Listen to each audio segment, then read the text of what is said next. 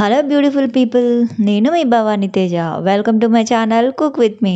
అబ్బా, ఈ బెండకాయని ఎలా వండినా బయట తినే టేస్ట్ అస్సలు రాదు అనుకునే వాళ్ళ కోసం ఈ వీడియో. అచ్చం మనకి కర్రీ సెంటర్లో వచ్చే టేస్ట్తో ఈ బెండకాయ పులుసును ఎలా చేసుకోవాలో చూసేద్దామా? ఈ బెండకాయ పులుసు కోసం మనకు కావాల్సిందల్లా పావు కిలో బెండకాయలు, 2 మీడియం సైజ్ టమాటాలు, 3 పచ్చిమిర్చి, ఒక మీడియం సైజ్ ఆనియన్, అలాగే చిన్న నిమ్మకాయ సైజ్ చింతపండు తీసుకొని 2 సార్లు కడిగాక వాటర్లో నానబెట్టేసుకోండి. బెండకాయ, టమాటా, పచ్చిమిర్చి ఇవి బాగా కడిగాక ఇలా సన్నగా తరిగి పక్కనుంచేయండి. ఆనియన్, టమాటా ఇలా నేను సన్నగా తరిగి పక్కనుంచాను. మీరు కావాలంటే ఎలా అయినా కట్ చేసుకోవచ్చు. బెండకాయలు మాత్రం 1 ఇంచ్ చొప్పున కట్ చేసుకోండి. ఇప్పుడు స్టవ్ ఆన్ చేసి ప్యాన్ పెట్టుకొని ప్యాన్ వేడయ్యాక 3 పావుల వరకు ఆయిల్ని వేసుకోవాలి.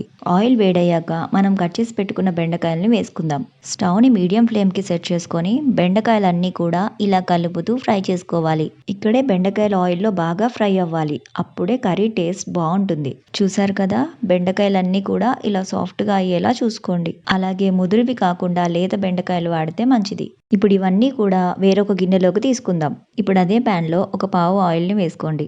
ఆయిల్ వేడయ్యాక తాలింపు గింజల్ని వేసుకుందాం. ఆవాలు, జీలకర్ర, శనగపప్పు, మినపప్పు అన్నీ కూడా హాఫ్ స్పూన్ చొప్పున వేస్తున్నాను. మనం బెండకాయలన్నీ మీడియం ఫ్లేమ్లో ఫ్రై చేసుకోవడం వల్ల గిన్నెకి జిగురు అంటుకొని ఇలా మాడులాగా కనిపిస్తుంది.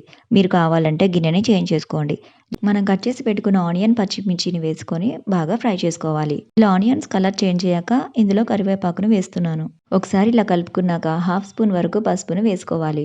ఒకసారి కలుపుకున్నాక టమాటా ముక్కల్ని కూడా వేసుకొని ఒకసారి బాగా కలుపుకోండి. ఇప్పుడు మూత పెట్టుకొని ఒక 5 నిమిషాల పాటు టమాటాలని మగ్గనిద్దాం. 5 మినిట్స్ తర్వాత 1 స్పూన్ వరకు సాల్ట్ని వేసుకొని ఒకసారి బాగా కలుపుకోండి.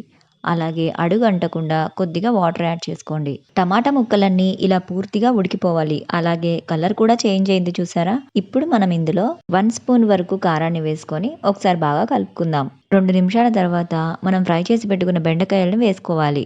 బెండకాయ ముక్కలకి ఉప్పు, కారం బాగా పట్టేలా ఇలా కలుపుతూ 2 నిమిషాలు ఫ్రై చేసుకున్నాక చింతపండు రసాన్ని ఇందులో వేసుకోవాలి. అలాగే ఒకసారి బాగా కలుపుకొని 1 కప్ చింతపండు రసానికి 2 కప్పుల వరకు వాటర్ని యాడ్ చేసుకోవాలి. ఇప్పుడు కాస్త మూత పక్కకని పెట్టి ఈ రసాన్ని మనం 15 నిమిషాల వరకు మరగనివ్వాలి. 10 నిమిషాల తర్వాత ఇలా బబుల్స్ రావడం స్టార్ట్ అవుతుంది. ఇప్పుడు మనం ఇందులో హాఫ్ స్పూన్ ధనియాల పొడిని వేసుకొని ఒకసారి బాగా కలుపుకుందాం. ఇంకొక 5 నిమిషాలు బాగా మరగనిద్దాం. చూసారా, 5 నిమిషాల తర్వాత పులుసు రెడీ అయిపోయింది. ఇప్పుడు ఒకసారి ఉప్పుని చెక్ చేసుకొని తక్కువ అనిపిస్తే వేసుకోండి. అలాగే కన్సిస్టెన్సీ కూడా ఇంకాస్త చిక్కగా కావాలి అంటే ఇంకొక 2 నిమిషాలు మరగనివ్వండి. అండ్ ఫైనలీ ఇలా మనకి ఆయిల్ పైకి వచ్చిందంటే ఆల్మోస్ట్ అయిపోయినట్లే. సో చూసారా ఎంత బాగా వచ్చిందో? నోరూరించే బెండకాయ పులుసు రెడీ అయిపోయింది. మీరు కూడా ఒకసారి తప్పకుండా ట్రై చేసి మీకు ఎలా వచ్చిందో నాకు కామెంట్ చేసి చెప్పండి. ఈ వీడియో కనుక మీకు నచ్చినట్లయితే లైక్ చేయండి, షేర్ చేయండి. కుక్ విత్ మీ ఛానల్ని సబ్స్క్రైబ్ చేసుకోండి. మరొక ఇంట్రెస్టింగ్ రెసిపీతో మళ్ళీ కలుద్దాం.